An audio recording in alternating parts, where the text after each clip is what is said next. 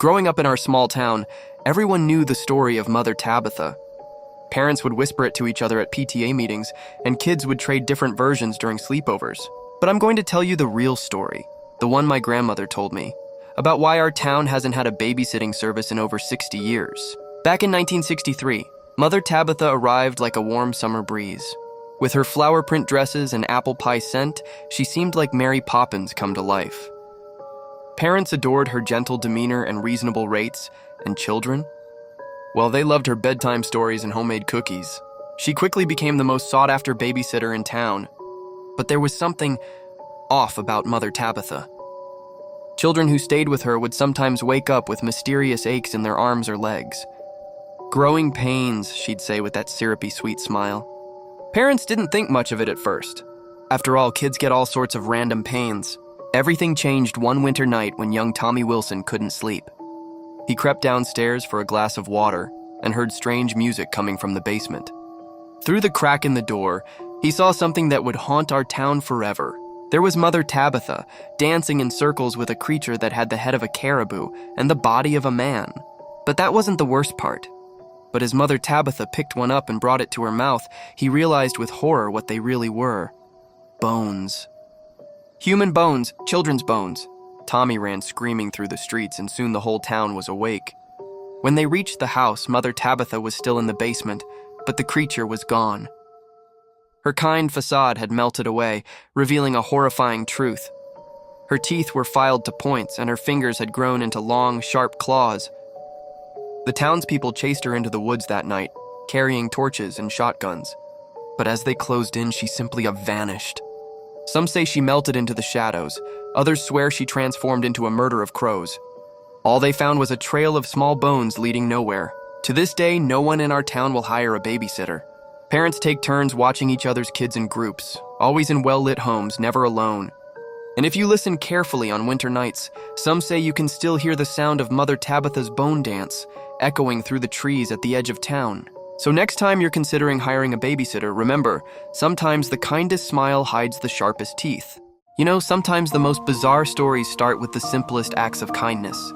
Let me tell you about what happened in our neighborhood last summer. It's honestly still hard to believe. My wife and I were sitting on our porch one evening when we spotted this incredibly skinny cat wobbling down our street. You could see her ribs and her fur was matted, but what really caught our attention was her very pregnant belly. We couldn't just ignore her, you know? So we left out some food and water. For the next few days, this cat would come by, and each time she looked more desperate. We could tell she was getting closer to giving birth, and with the freezing temperatures at night, we knew we had to do something. So we set up a cozy space in our garage with blankets and everything she'd need. That's when things took a really weird turn. Our neighbor, let's call her Karen, suddenly started posting all over our neighborhood Facebook group about her stolen cat. And guess what? She was pointing fingers directly at us. The thing is, this cat had clearly been on the streets for months. She had no collar, no chip, and was severely malnourished. But Karen, she wasn't interested in facts. She started driving by our house multiple times a day, taking photos, and even called the police. I mean, imagine having to explain to officers that, no, we hadn't orchestrated some elaborate catnapping scheme. We were just trying to help a struggling animal. The whole thing escalated into this absurd Facebook war. Karen would post these long, dramatic rants about how we were cat thieves, and other neighbors started chiming in with their own stories about seeing this same cat wandering around for months. It was like a neighborhood soap opera, but with cats. The real kicker, after the cat gave birth to her kittens in our garage, we took her to the vet. Not only did they confirm she had no microchip, but they estimated she'd been living on the streets for at least 6 months. The date Karen claimed the cat went missing? 2 weeks ago. You'd think that would be the end of it, right? Nope. Karen still maintains to this day that we're running some sort of underground cat-stealing operation. We've since found loving homes for all the kittens, and the mama cat, who we named Hope, is now living her best life with us, probably wondering what all the fuss was about. It's funny how trying to help one struggling animal could turn into such a dramatic saga. But you know what? Despite all the crazy accusations and drama, I'd do it all over again. Sometimes doing the right thing means dealing with a little neighborhood chaos, or in our case, a lot of it.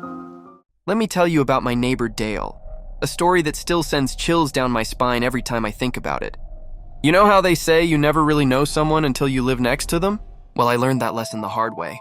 It all started 3 years ago when I bought what I thought would be my perfect vacation home, a charming little cabin tucked away in the woods of northern Michigan. The price was right, the location was peaceful, and I couldn't wait to escape the city on weekends. The first time I met Dale, he seemed like the ideal neighbor. He brought over a bottle of homemade wine, helped me fix a loose shutter, and shared stories about the area's history. I remember thinking how lucky I was to have such a friendly neighbor in such a remote location. But things started changing about 6 months in. At first it was subtle. Dale would show up unannounced more frequently, always with a drink in hand. He'd linger a bit too long, ask oddly personal questions about my schedule, my family, when I'd be coming up next. Then came the night that changed everything. I was reading in my living room when I heard rustling outside my window.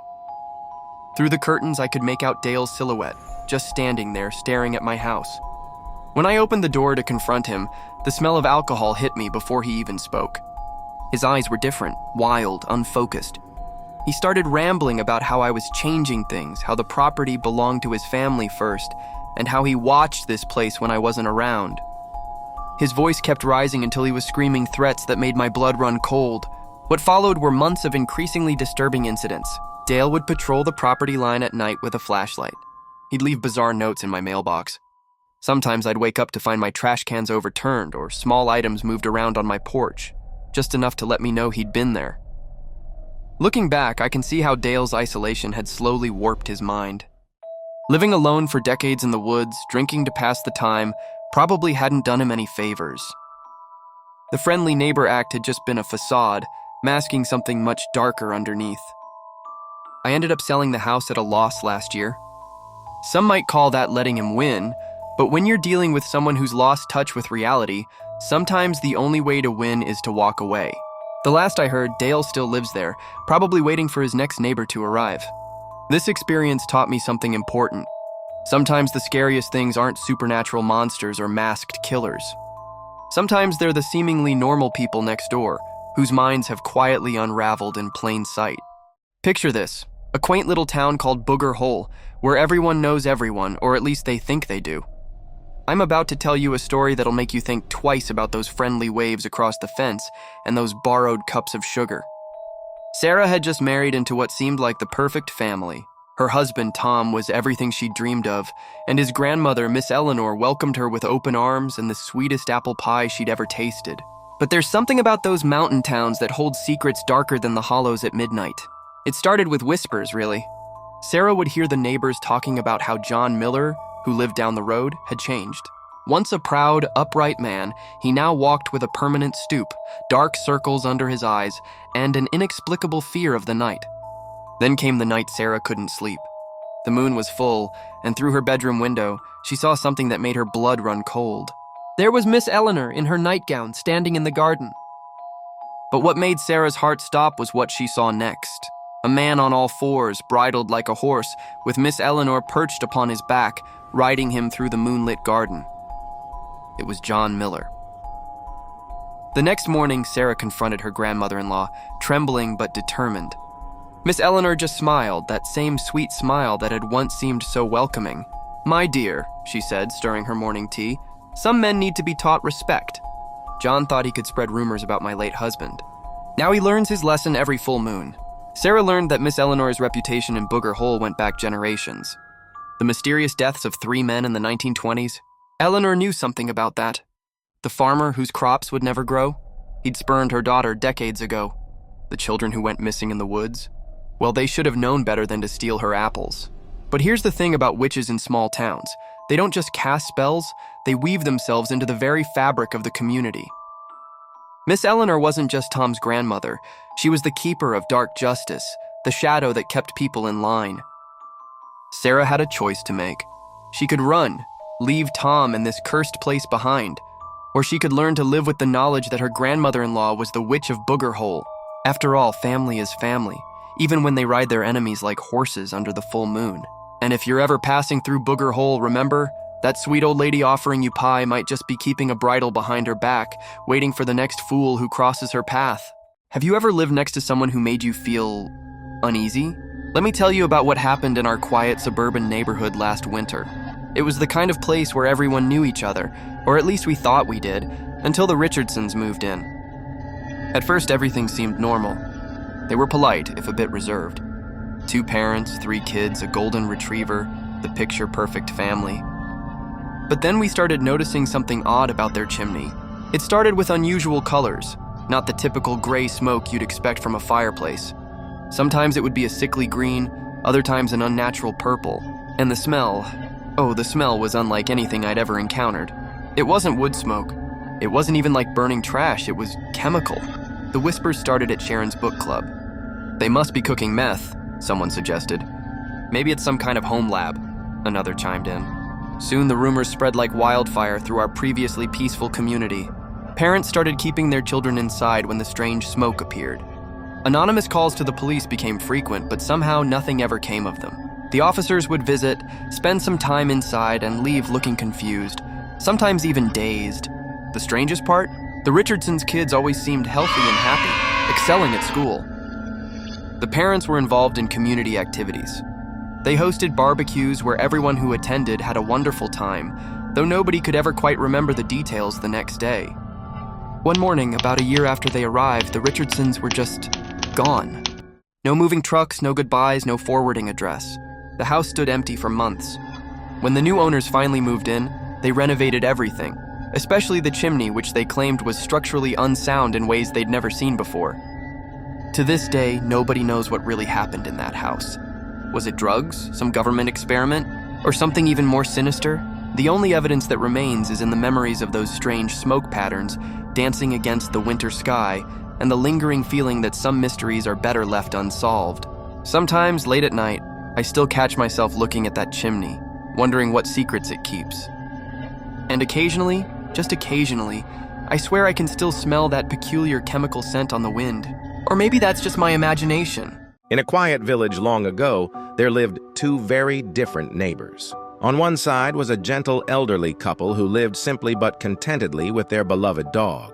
They didn't have much, but their hearts were rich with kindness. On the other side lived a man whose heart was poisoned by envy, always watching others' fortune with jealous eyes. One ordinary morning turned extraordinary when the old couple's dog began frantically digging in their garden. To everyone's amazement, the dog uncovered a chest filled with gleaming gold coins. The news spread through the village like wildfire, and soon their envious neighbor couldn't think of anything else. "Lend me your dog," he demanded the very next day, his eyes gleaming with greed. The kind couple, unable to refuse, reluctantly agreed. But when the dog led the neighbor to a spot in his yard and started digging, all that came up was dirt and rocks. Consumed by rage and disappointment, the neighbor did the unthinkable. He struck the innocent dog, ending its life in a moment of cruel madness. The old couple was heartbroken when they learned of their faithful companion's fate. But that night, something magical happened. In their dreams, the spirit of their loyal dog appeared, guiding them to plant a magical tree in their garden. Following the dog's instructions, they did just that, and soon the tree bore golden fruits, bringing them even more prosperity. Their neighbor, burning with jealousy once again, watched as their wealth grew. He demanded to know their secret, and the kind couple, still generous despite their loss, shared the story of their dream. But when the neighbor tried to replicate their success, he planted a tree using cursed ashes, believing it would bring him gold. Instead, the tree's branches turned into serpents, and its fruits into stones that rained down upon him, teaching him a harsh lesson about the price of greed and cruelty. Years passed, and villagers still tell this tale as a reminder that kindness grows like a garden, while envy poisons like a weed. The old couple lived out their days in peace, always remembering their faithful dog whose love continued to bless them even after death. As for their neighbor, picture this. A small college town nestled between rolling hills where brick buildings line the streets and students hurry between classes during the day. But as night falls, something changes. The atmosphere shifts and whispers of the Hatchet Man begin to circulate. You might be wondering, who is the Hatchet Man? Well, no one really knows for sure. Some say he's a tall figure who lurks in the shadows near sorority houses, waiting for unsuspecting women to walk alone at night. Others claim he's been spotted wielding his signature weapon near the campus library during late-night study sessions. There are even those who swear they've heard the sound of a hatchet scraping against brick walls in the early hours of the morning. What's fascinating isn't whether the Hatchet Man actually exists. It's how this urban legend has completely transformed life in this college town. Female students now travel in groups after sunset, clutching their pepper spray. The once peaceful walk across the quad has become a hurried journey under well-lit paths. Library study sessions end earlier, and the campus escort service has seen its requests triple. Local businesses have adapted too. Coffee shops extended their hours to provide safe spaces. The campus bookstore started selling personal alarm systems, and they can barely keep them in stock. Even the town's police department had to increase patrols, not because of any actual incidents, but because of the collective fear that grips the community. Think about it. There's never been a single confirmed sighting, not one police report filed about an actual attack. Yet the Hatchet Man is as real to these students as their morning classes. He exists in their changed routes home, in their quick glances over their shoulders, in the way they grip their keys between their fingers like makeshift weapons. This is the power of folklore. It doesn't need to be true to change reality. The Hatchet Man may be nothing more than a story passed down through generations of students, but the fear he inspires has literally reshaped how an entire community lives and moves through their world. He's become a shared experience, a cautionary tale that binds the community together while simultaneously keeping them on edge. In the end, perhaps the Hatchet Man serves as a reminder of how our collective imagination can be more powerful than any real threat. He's not just a boogeyman. He's become a symbol of our deepest fears about vulnerability and safety, manifesting in very real changes to very real lives. Deep in the heart of Benton, where ancient oaks once stood proud and tall, there's a peculiar patch of land that locals avoid after sunset. I know this story well, perhaps too well, because I was the one who discovered its dark history. It was during my sabbatical, while I was researching local land records in Benton's dusty old library. The kind of place where time seems to stand still, where yellowed pages crackle beneath your fingers, and where the past refuses to stay buried. I remember that day clearly. The autumn sun was setting, casting long shadows through the library's Victorian windows. I'd been poring over property documents from the 1800s when I found something odd, a series of land deeds with inconsistent signatures, all connected to a woman named Eleanor Blackwood. The more I dug, the more disturbing the pattern became. Eleanor had apparently orchestrated an elaborate scheme, manipulating dozens of local farmers into signing away their ancestral lands. But here's where it gets strange. The dates on some documents were impossible. They were signed after several of the farmers had already passed away. I started visiting the site of these old properties, now just a barren stretch where the woods used to be. That's when I first heard it. A wail so mournful it made my blood run cold. Through the mist, I saw her. A figure in a Victorian dress, her face contorted in eternal anguish. Night after night I returned, watching her pace the boundaries of what was once a thriving forest. She would stop at certain points, wringing her hands, her screams echoing across the empty land. These weren't just random movements. She was tracing the property lines of her fraudulent deals. I spent months researching ways to break her curse, consulting with local historians, paranormal experts, even descendants of the farmers she'd wronged. But every lead went nowhere. Some locals say she's Eleanor Blackwood herself, condemned to eternally walk the land she stole, haunted by her own guilt. The woods of Benton hold many secrets, but this one refuses to rest. Even now, on quiet nights, you can hear her cries carrying on the wind, a chilling reminder that some debts can never be repaid, some crimes never forgiven. And despite all my research, despite uncovering the truth of her deception, I couldn't find a way to end her torment. Perhaps that's the cruelest part of this tale.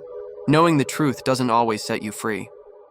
Sometimes it just confirms that some mysteries are meant to remain unsolved, some souls destined to wander forever in the shadows of their misdeeds.